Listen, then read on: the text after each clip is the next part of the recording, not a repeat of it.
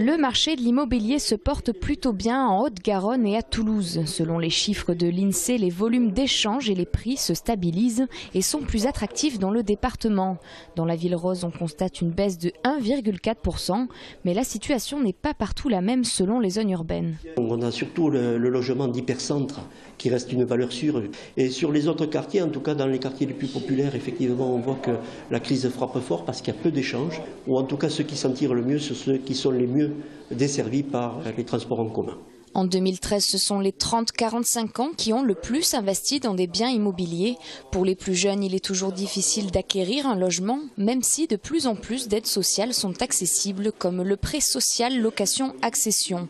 Des tendances qui n'ont pas beaucoup évolué par rapport à 2012 et qui risquent de rester identiques en 2014. En tout cas, les volumes et les prix devraient être stables tant que deux facteurs sont maintenus.